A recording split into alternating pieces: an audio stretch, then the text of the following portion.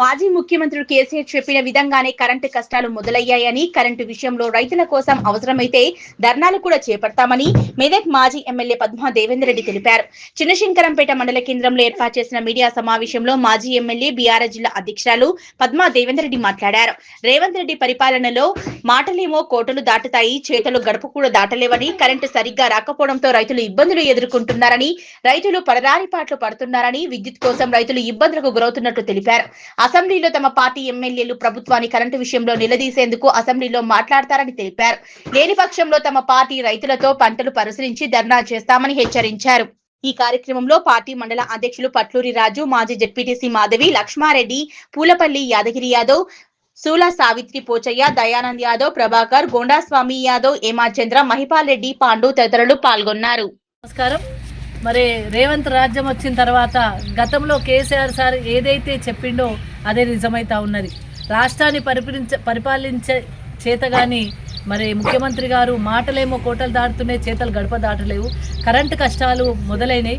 KCR sir ఉన్నప్పుడు రెప్పపాటు కాలం కూడా కరెంటు పోకుండా రైతులను ఆదుకొని 24 గంటల కరెంటు ఇచ్చి, రైతు బంధు ఇచ్చి, రైతు భరోసా ఇచ్చి, వాళ్లకు పండిన పంటను కూడా కొని ఖాతాలో డబ్బులేసి ఆదుకున్న ఘనత గౌరవ కేసీఆర్ అయితే, మరి రేవంత్ మాత్రం కేవలం మాటలకు మాత్రమే పరిమితమైంది ఈ రాజ్యం. ఈ తెలంగాణ రాష్ట్రంలో మళ్ళీ కరెంటు కష్టాలు మొదలైనాయి. కనీసం ఎప్పుడు వస్తుందో ఎప్పుడు పోతుందో తెలియని పరిస్థితి వచ్చింది.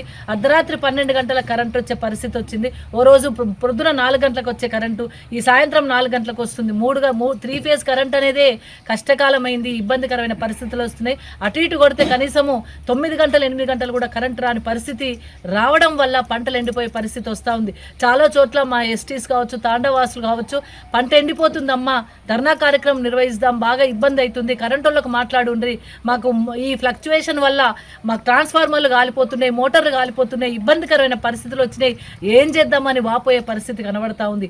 ఇప్పటికైనా ఇక్కడ ప్రజాప్రతినిధులు కావచ్చు, రేవంత్ రెడ్డి గారు కావచ్చు, వారి మంత్రులు కావచ్చు, ఇప్పటికైనా అసెంబ్లీ జరుగుతున్న సందర్భంలో మరి కరెంటు కష్టాలు లేవనెత్తడానికి మా బీఆర్ఎస్ పార్టీ సిద్ధంగా ఉంది. కాబట్టి వాటి తక్షణమే సమాధానం చెప్పాలి.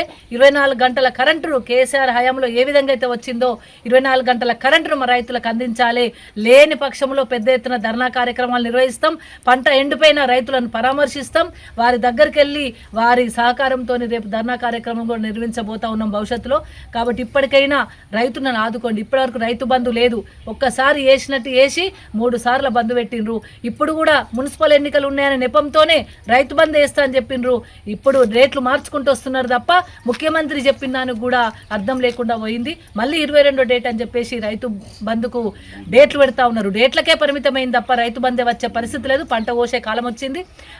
ఓవైపు ఎండిపోతుంది, కరెంటు లేక కోసే కాలం కూడా వచ్చింది తప్ప రైతు బంధు పడని పరిస్థితి. రైతు బంధు లేదు, రైతు భరోసా లేదు, రైతు కరెంటు లేదు, రైతుకు నీళ్లు లేవు. ఈసారి తాగడానికి కూడా నీళ్ళ కష్టాలు వచ్చినాయి. చాలా ఇబ్బంది. మెదక్ టౌన్ కావచ్చు, మిగతా చుట్టుపక్కల గ్రామాలలో కూడా సింగూరులో నీళ్లు లేకపోవడం వల్ల కరెంటు కష్టాలు వచ్చినాయి. కానీ ఇప్పటివరకు రివ్యూ లేదు, మంచినీళ్ళు ఇద్దామనే పాపన పోతలేరు. ఇది రేవంత్ రెడ్డి పరిపాలన. కాబట్టి దయచేసి ఇప్పటికైనా మా రైతుల పక్షాన మేము డిమాండ్ చేస్తూ ఉన్నాం. మా ప్రజల పక్షాన డిమాండ్ చేస్తూ ఉన్నాం.